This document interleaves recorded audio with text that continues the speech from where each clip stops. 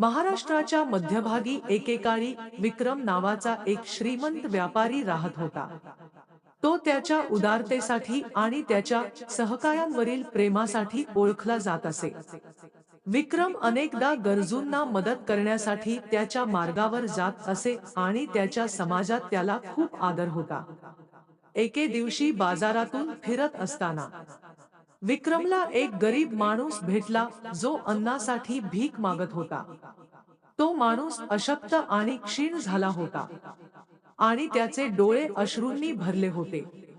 विक्रम त्या माणसाच्या हालअपेष्टा पाहून भारावून गेला आणि त्याला काय झाले ते विचारले. त्या गरीब माणसाने स्पष्ट केले की तो काही महिन्यांपासून कामावर नाही आणि त्याच्या कुटुंबाला पोट भरण्यासाठी कोणताही मार्ग नव्हता. विक्रम दयेने भरला आणि त्याने त्या माणसाला आपल्यासोबत यायला सांगितले. त्याने त्या माणसाला त्याच्या घरी नेले आणि त्याला जेवण आणि राहण्यासाठी जागा दिली. बिचारा कृतज्ञतेने भारावून गेला आणि त्याने विक्रमचे आभार मानले.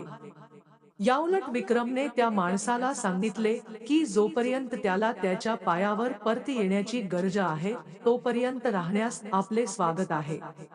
त्या माणसाने कठोर परिश्रम करण्याचे आणि विक्रमला त्याच्या उदारतेची परतफेड करण्याचे वचन दिले. पुढच्या काही आठवड्यात त्या माणसाने विक्रमच्या घरात खूप मेहनत केली, विविध कामांमध्ये आणि कामात मदत केली.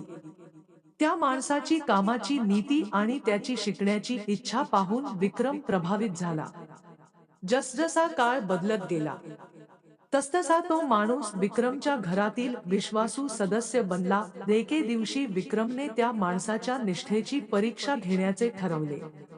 त्याने सोन्याच्या नाण्यांची पिशवी घेतली आणि आपल्या बागेतल्या झाडाखाली लपवली. त्यानंतर विक्रमने त्या व्यक्तीला फोन केला आणि त्याला काही दिवसांसाठी बाहेरगावी जाण्याची गरज असल्याचे सांगितले.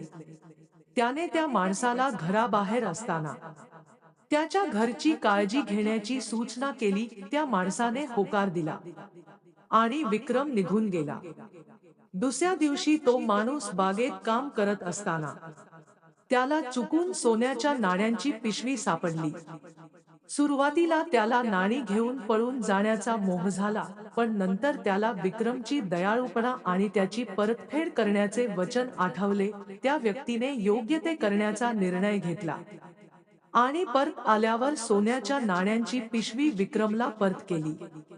त्या माणसाच्या प्रामाणिकपणाने विक्रम प्रभावित झाला आणि त्याला त्याच्या घरात कायमची नोकरी देऊ करून बक्षीस दिले. त्या माणसाला खूप आनंद झाला आणि त्याने विक्रमचे आभार मानले.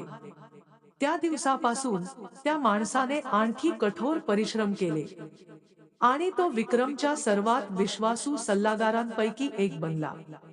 विक्रमला माणसाच्या प्रगतीचा अभिमान होता आणि तो त्याला खरा मित्र मानत होता. वर्ष सरत गेली आणि विक्रम म्हातारा झाला. मृत्यूशय्येवर त्याने त्या माणसाला आपल्या बाजूला बोलावले आणि म्हणाला, माझ्या प्रिय मित्रा, मला तुझा अभिमान आहे आणि तू माझ्यासाठी जे काही केलेस त्याबद्दल मी कृतज्ञ आहे. मी माझी संपत्ती आणि माझी संपत्ती तुझ्यावर सोडतो, कारण तू स्वतःला सिद्ध केले आहेस. महाराष्ट्राचा खरा सुपुत्र होण्यासाठी तो माणूस भावनेने भारावून गेला आणि त्याने विक्रमच्या विश्वासाबद्दल आणि त्याच्या उदारतेबद्दल त्याचे आभार मानले. त्याने आपली नवीन संपत्ती गरजूंना मदत करण्यासाठी वापरण्याची शपथ घेतली, जसे विक्रमने त्याच्यासाठी केले होते. आणि म्हणून त्या माणसाने आयुष्यभर समाजाचा एक आदरणीय सदस्य म्हणून जगला, जो त्याच्या दयाळूपणासाठी आणि त्याच्या उदारतेसाठी ओळखला जातो. विक्रमचे धडे तो कधीही विसरला नाही आणि विक्रमने त्याला जशी मदत केली तशीच गरजूंना मदत करत राहिला आणि म्हणूनच विक्रमच्या दयाळूपणाचा वारसा जगला. त्याने एकदा मदत केलेल्या माणसाच्या कृतीतून माणूस आपले जीवन उदारतेने आणि दयाळूपणे जगत असताना त्याची प्रतिष्ठा संपूर्ण समाजात वाढत गेली. लोक त्याच्याकडे मदतीसाठी यायचे आणि तो नेहमी त्यांना मदत आणि सांत्वन देत असे, जसे विक्रमने त्याच्यासाठी केले होते. एके दिवशी एक तरुण त्या माणसाकडे मार्गदर्शन मागायला आला. तो तरुण हरवला होता आणि गोंधळून गेला होता. त्याने आयुष्यात कोणता मार्ग स्वीकारावा याची खात्री नव्हती. त्या माणसाने त्या तरुणाची गोष्ट ऐकली आणि त्याला सुज्ञ सल्ला दिला. त्या व्यक्तीने त्या तरुणाला त्याचे स्वतःचे अनुभव आणि विक्रमकडून शिकलेले धडे सांगितले. त्याने तरुणाला नेहमी स्वतःशी सच्चे राहण्याचा आणि त्याच्या हृदयाचे अनुसरण करण्याचा सल्ला दिला.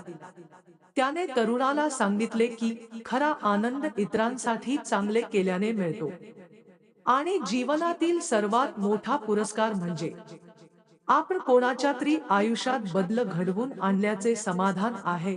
तरुण माणसाच्या बोलण्याने प्रेरित झाला आणि त्याने त्याच्या सल्ल्याचे पालन करण्याचा निर्णय घेतला. तो जगात गेला आणि त्याने कठोर परिश्रम केले. माणसाकडून शिकलेले धडे नेहमी लक्षात ठेवले. वर्षे गेली आणि तो तरुण स्वतःच यशस्वी झाला. तो समाजाचा आदरणीय सदस्य बनला होता आणि त्याच्या दयाळूपणा आणि उदारतेसाठी ओळखला जात असे. त्या माणसाचे धडे तो कधीच विसरला नाही आणि त्या माणसाने जशी मदत केली तशीच गरज असलेल्या इतरांनाही मदत करत राहिला आणि म्हणून विक्रमच्या दयाळूपणाचा वारसा पिढ्यानपिढ्या पुढे चालत राहिला.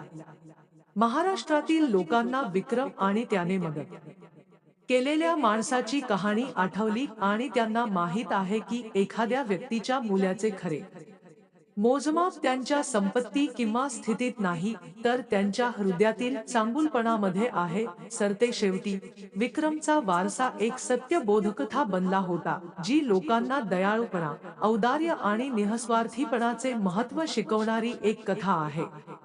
आणि जरी विक्रम आणि त्याने मदत केलेला माणूस बराच काळ निघून गेला असला तरी त्यांचा वारसा कायम राहिला, इतरांना त्यांच्या पावलावर पाऊल ठेवण्यासाठी आणि जगाला एक चांगले स्थान बनवण्याची प्रेरणा दिली.